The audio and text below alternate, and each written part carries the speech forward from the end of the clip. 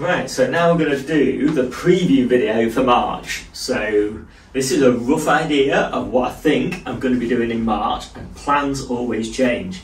Lots of things happen in February that you're not expecting, particularly February, you know, because the weather can be pretty bad in February and it kind of upset plans a little bit.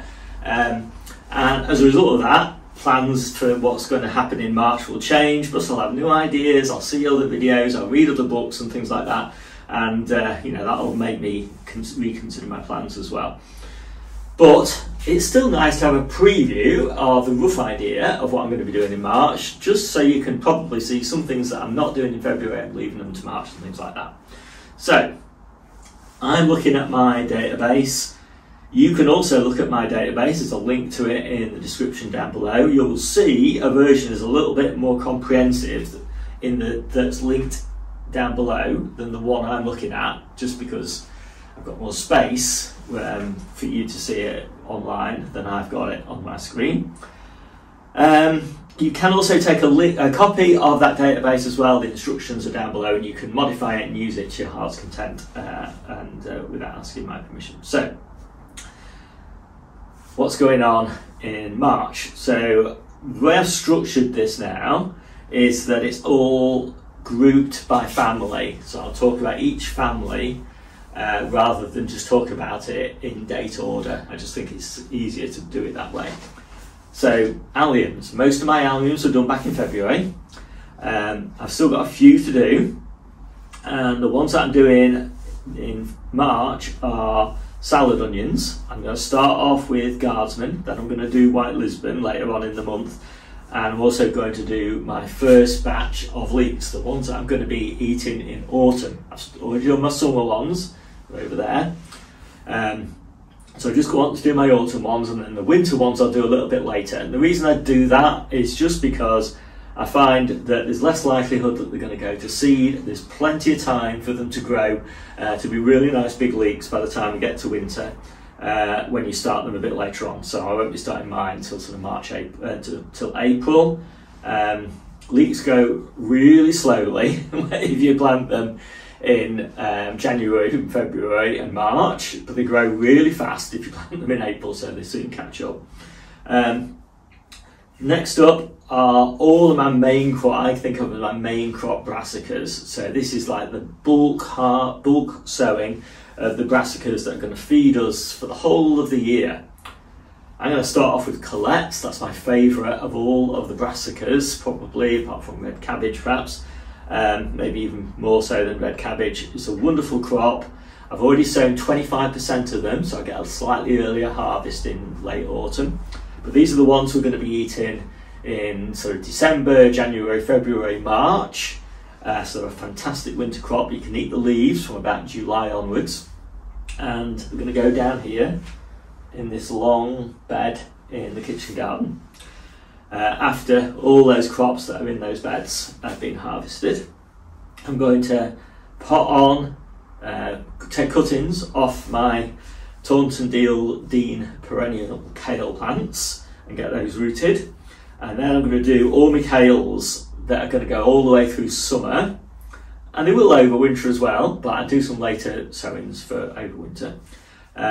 So I'm going to do Cadet green curly kale. I'm going to do Dazzling Blue, beautiful colouring. I prefer Dazzling Blue to the Carlo Nero sort of Tuscan kale types.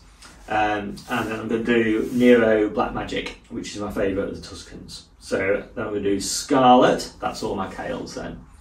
I don't find that Scarlet is particularly good as an overwintered kale. It's really lovely in summer, but it kind of runs out of steam. So if you want to do Scarlet, you might be better off doing it really late and putting it somewhere warm to overwinter it, something like a polytunnel or something like that, or a low tunnel. And then I'm going to do my flowering brassicas, so for summer. So these are Calabrese, Marathon and Graffiti cauliflower. I might do a white cauliflower as well, but we love the purple one so much. We tend to neglect the white ones really if we've got purple ones to eat. So anyway, the beauty of doing the Calabrese at this time, middle of March, is that you're going to get a really long harvest of side shoots, because those the main head comes to maturity at peak growing season, basically the middle of summer, and then, you know, because there's so much energy around, you just keeps pumping out side shoots and side shoots and side shoots. Earlier successions, and I've got lots of earlier successions, they generally would just take the main head off those and maybe get 1 or 2 weeks of side shoots, but they don't carry on. The plants kind of run out of steam. So I'm going to do my last successions, I think, of the red cabbages that are going to go in this bed down here behind me. And I'm going to do red drumhead for the kitchen garden, and I might do some more red Ladero, which is a club root resistant variety, in case I get any space opening up on the allotment. I won't know, you know, plans change, but if I do have any space kind of starts to open up for whatever reason, I get a crop failure or pests or something like that, we love red cabbage, so we might bang a few in just in case, and we'll see how that goes. So next up is breast Brussels sprouts. So they're the ones I'm going to have in the kitchen garden, because I don't have club root here, but for the allotment I'm going to grow Crispus, because that's a club root resistant variety. And again, middle of March I think is the ideal time. You can do Brussels sprouts quite a bit later, plant them out sort of, you know, late June, early July, something like that, a bit like you might do, say, purple sprout and broccoli. You'll get reasonable sized plants, but you won't get as big plants as if you started them earlier. And the disadvantage is you don't get as many Brussels sprout leaves to eat, and we really love eating Brussels sprout leaves. So yeah, I tend to always stick with the middle of March, but as I say, you know, if you missed that, or you didn't have any space to plant these out in May because you've got some other crop like garlic or something like that, then you could plant them a little bit later and plant them out after your garlic. So my next succession of the Mikado spinach, raved about this one in the February sowing guide. We really love it though. It's quite a thick, succulent type of spinach. It's an Asian spinach. It doesn't bolt quite as quickly. It does eventually bolt, but doesn't bolt quite as quickly as a true spinach. We love it though. I mean, if you could grow Mikado all year round, we would definitely do it, but being an Asian spinach, it likes the warm weather a little bit more than true spinach does, and you can tell because of that really thick, succulent leaf. So next up is my next succession of cucumbers. So the previous one was to go in the greenhouse. This one, which is 1st of March, will go in here about the middle of April, by which time I'm heating this greenhouse. It's not heated at the moment, but it will be heated in April at night. And yeah, so I'm hoping that I can get cucumbers in here. Just one container with a couple like this, basically, where I've got my peas. So that it'll grow up here and then it'll grow along here. So hopefully I'll have cucumbers dripping from the crop bars along here, which will look really nice. And then my first succession of courgettes. Now we're only doing, I think, one variety of courgette this year, and we're doing Zephyr. So last year we did 3 varieties, in previous years we've done 4 varieties. Basically, we always prefer the Zephyr, no matter what we grow. So we're just going to stick with Zephyr this year, and it's a kind of superior courgette, really.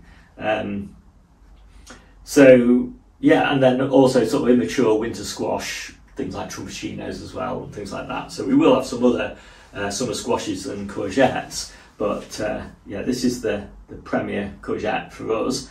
And the first few of them, 3 of them probably, will go in here on this one of these benches, along with the potatoes, kind of all the way along this here. And yeah, we're looking forward to it, because in the past I've grown my early courgettes in the polytunnel, and that has meant a bit of extra fuss and bother basically to keep them alive. with an early succession. But in here, because this is going to be heated by the time they go in, hopefully they'll be fine. And then I'm going to do my French beans. So again, I'm going to do them in here. I used to do them in the polytunnel. They were fine, but they took a little bit of effort to keep them happy. I'm going to put them here. Again, they're going to grow up here and kind of along the crop bars there. So yeah, I'm quite excited to have French beans in here. And I'll be putting them in here in April when this is heated again. So same story that with potatoes that I had last month. I'm basically doing a batch every couple of weeks, and it's a mix each week. Each batch is a mix of Charlottes and Swift. We prefer the Charlottes to the Swift, but the Swift are quicker. And I'm also doing Jazzy. So this batch that I'm doing in March, they're going in the polytunnel. The batch that I did back in February, they're going on here in the greenhouse. Right, I just want to interrupt myself for a few seconds, just tell you about my newsletter. As you're watching this, you see there's a lot of stuff to keep track of, you know, and keeping track of all that I think can be quite a challenge. Everything's in my ebook, but my ebook is huge, you know, I don't know how big it is, like 500, 600 pages, something like that. And so what you really need is you need something to give you just the information that you need at the time that you need it. And so that's what the newsletter is trying to achieve. So it is trying to sort of say, this is what to sow this week, this is what to plant, you know, this is what to prick out, this is what to pot on, this is what to plant, this is what we're currently harvesting this week, etc, etc. So all of that sort of information, but also the kind of information you need as to what to prune when, what sort of diseases will start to make an appearance at what times, you know, all of that sort of, you know, topical information at your fingertips with links to all the relevant videos. I've got 1,000+ videos, so links to the appropriate videos at the appropriate time, as well as links to the appropriate chapters of my books at the appropriate time. And of course, all those chapters of books have got loads more videos and all that sort of thing. So I really like the newsletter. I'm really enjoying writing it. I'm getting some lovely feedback about it, and it is free to subscribe, although you can donate if you want. Let's get back to the video. I find that, the way I do my potatoes, by the way, is I always start them in these little pots, just one tuber in a pot, and germinate them in the house, grow them on to sort of this sort of size, and then plant them in their final resting place, 2 of these pots to a tub, and cover them, and then, you know, within a week or so they're up again. And that is a nice way to get them sort of 2 or 3 weeks earlier than you otherwise would. So that's potatoes. And then doing just one batch this year of turnips. We'll do some more turnips back in autumn, but this is my first batch in spring. Just a few more radishes. If you haven't already done it, by now the ocker, you know, those beautiful little lemony tubers, they will be starting to sprout, and you can put them in compost at that point. I've actually got mine in compost already, but you know, I just do things my own way. Celeriac, I tend to start my celeriac a bit later than most people because it really doesn't like to get a frost on it, certainly not for more than a couple of days. And if you do it too early, you end up basically having like really huge plants before you want to plant them out. So I think if you start them in March, then basically they'll be in this greenhouse, it'll be frost free by the time we get to April, and so yeah, they'll grow on fine then. So back to carrots. Carrots is probably one of our most important crops.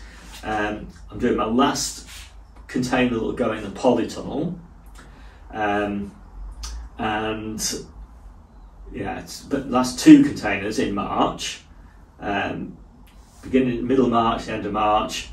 I still find in March, you can get carrots to germinate in the ground reasonably well in March, but the challenge is just having enough space.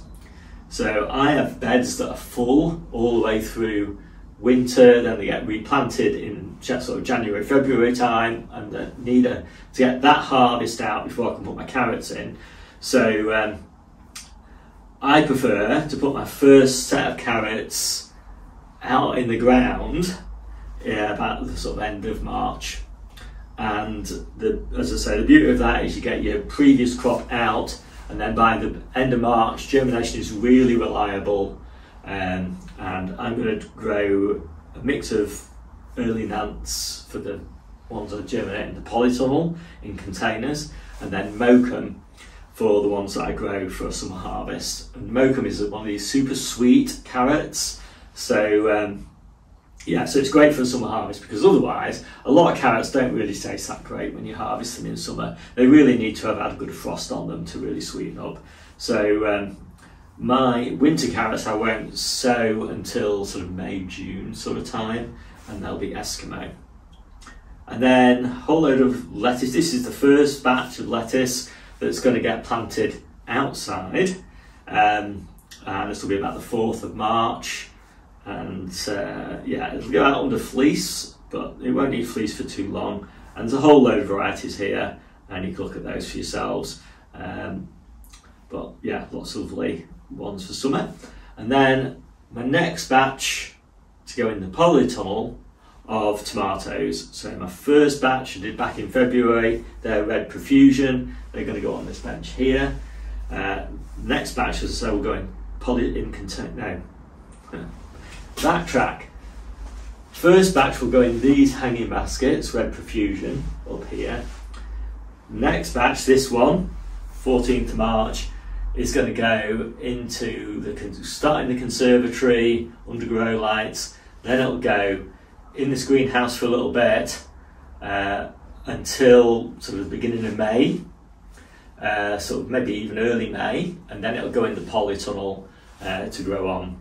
That's just a space constraint for me. This greenhouse will be heaving by then.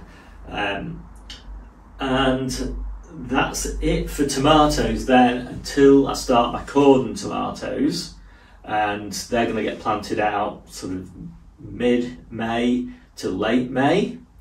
Of course, I'm not in a rush to get those out because I've got all these early tomatoes, sort of, you know, all these hanging baskets, all these containers. So yeah, I can afford to sort of be safe with my cordon tomatoes in the polytunnel, because obviously it's a lot more difficult to protect those from a frost. And that is it. So that is me done for March, or at least my preview for March. I'll try and keep this guide up to date, so if you click on the link in the description, then you'll see my latest thoughts about what I'm going to do in March, not necessarily what I've just been through in this video. As I say, plans change. Anyway, my name's Steve, this is the Seaside Kitchen Garden and Allotment channel, and I'll see you soon.